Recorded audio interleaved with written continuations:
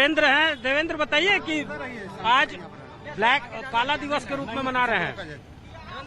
जी, मना रहे हैं यार। ये पहले से घोषित कार्यक्रम है और हम लोग शांतिपूर्ण संवैधानिक तरीके से करने के लिए हम लोग पूरे तैयारी है, लेकिन वर्तमान दमनकारी सरकार ने प्रशासन को चारों तरफ चौका चंद कर दिया है और मेरा मोबाइल आज 2 दिन से ट्रेस करके रखा हुआ है। हम जहां रात पे रुके थे वहां रात पे पुलिस हमको घेर दिया और जब हम वहां किसी तरह निकले तो वहां मेरे साथ तमाम लड़का को गिरफ्तार करके नामकुम थाना में बंद करके रखा हुआ है।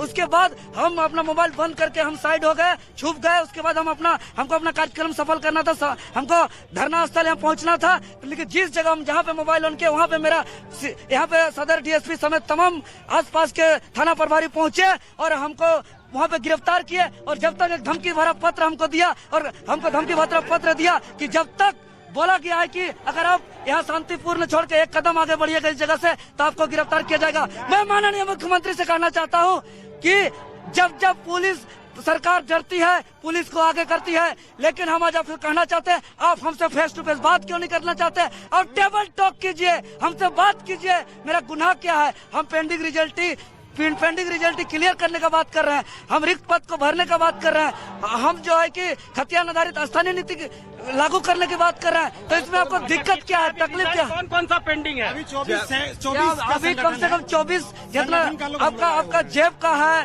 पंचायत सचिव का है, होमगार्ड का है, सब बताते चलिए।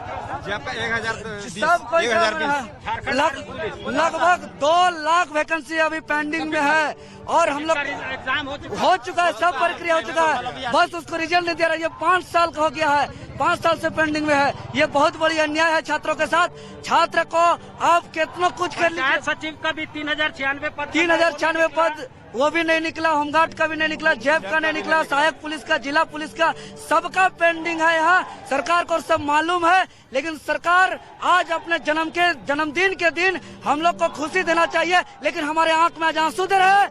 आज आप हमसे टेबल टॉक क्यों नहीं कर रहे हैं? आप हमसे फेस टू फेस बात कीजिए। आप पुलिस को क्यों भेज रहे हैं? आप हमको डराने धमकाने का साजिश क्यों रच रहे हैं? हम लोग डरने धमकाने वाला नहीं है। आपको हम लोग कुर्सी में बैठाए हैं, आपको हम लोग बदल के बैठा है, आपसे बहुत उम्मीद है माननीय मुख्यमंत्री जी। इसलिए आप तत्काल पेंडिंग रिजल्ट क्लियर कीजिए, रिक्त पद को भरिए, 27% ओबीसी को आरक्षण दीजिए और खतियान आधार नियोजन नीति लागू कीजिए, नहीं तो आपका पुलिस। और बेरोजगारों से भी बात कर ले तो बताइए किस तरह की परेशानी आप लोगों को रही है, कितना दिन से तैयारी कर रहे हैं? आप बताइए, कितना आप लोग रांची में कब से हैं?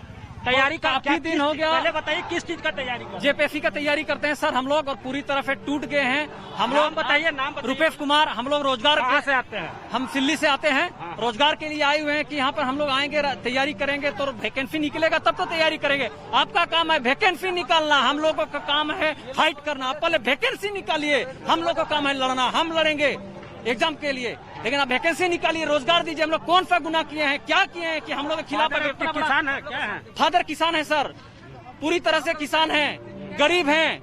हम लोग चाहते हैं रोजगार मिल जाए, किसी तरह से हम लोग का जीवन यापन चले, लेकिन ये सरकार देना नहीं चाह रही है। हम लोग रोज मांग रहे हैं रोजगार दीजिए, वैकेंसी दीजिए, कोरोना का बहाना कर रहा है। अब देखिए बिहार में देखिए, 6ठा जेपीएससी दिए थे, 6ठा जेपीएससी दिए से क्वालिफाई भी किए थे सर, लेकिन इन लोग दे नहीं रहा है रोजगार हम लोग को। उसका भी रिजल्ट जो है कंट्रोवर्सी में है। हाँ, वो तो बहुत मामला में चल गया है सर। बताइए, आप लोग बताइए। सर, हम जेब कैंडिडेट हैं, 2011 में है।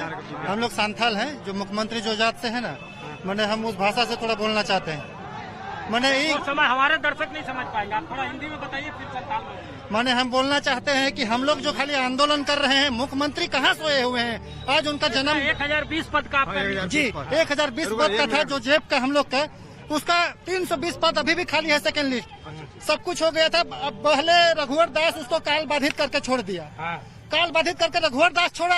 अब हेमंत सोरेन भी उस चीज को ले नहीं रहे हैं। हम लोग के साथी हैं, उन लोग को गिरफ्तार करके जेल भेजा जा रहा है। ये कैसा हो रहा है? हम भी तो संथाल से हैं, आखिर न्याय ये सब तो नहीं है सर।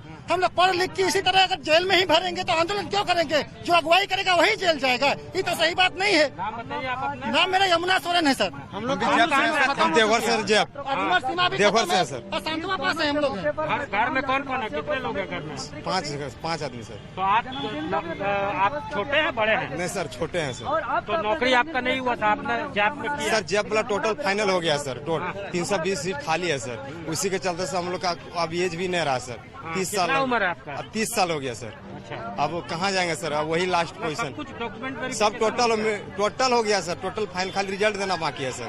लेकिन नहीं दे रहा है, नहीं दे रहा सर। मतलब नियुक्ति देना नियुक्ति देना बाकी है सर। जब का सर 2011 का विज्ञापन है सर। घर वाले क्या बोल रहे हैं, निराश है क्या? नहीं बोल रहा कि हो जाएगा, मतलब पूरा प्रक्रिया टोटल फाइनल हो गया सर। लताड़ते हैं, गाली देते हैं, क्या करते हो, इधर कमाओ, रेजाकुली काम करते हैं सर, और क्या करेंगे हम लोग। मेरा नाम जितेंद्र कुमार महतो है, मैं जिला से रेजाकुली काम करते हैं सर। कभी काम मिलता है, नहीं मिलता है। अब रिजल्ट के भरोसे इतने दिन से है। जेब 2011 का सफल अभ्यर्थी है सर। कितनों करने से अब सरकार के पास धरना दिया जाता है। हम लोग मुराबादी में बहुत दिन से धरना दिया, 1.5 महीना लगभग में धरना दिया। सरकार केवल आश्वासन देती है। यहाँ सरकार के हर नेता मंत्री भी आश्वासन दे चुके हैं। जितने भी नेता मंत्री हैं सभी ने जीवन यापन के लिए किसी को जो है रेजा और मजदूरी करना पड़ रहा है, मजदूरी करके जीवन यापन करना पड़ रहा है। उम्र इनका निकल चुका है, फॉर्म भरने का उम्र निकल चुका है, और इन्हें ये बात समझ में नहीं आ रही है कि आखिर इनका कसूर क्या है। जब डॉक्यूमेंट वेरिफिकेशन हो गया, वैकेंसी बकायदा निकला था, रिजल्ट आ गया, उसमें वो क्वालिफाई कर चुके, तो इनकी बहाली क्यों नहीं हो रही है? और सिर्फ जैप के साथ नहीं है, ऐसा कई ऐसे स्ट्रीम है जहां पे वैकेंसीज निकाले गए थे, लोगों ने क्वालिफाई किया, उनका रिजल्ट आ गया, लेकिन उन्हें नौकरी नहीं दी जा रही है।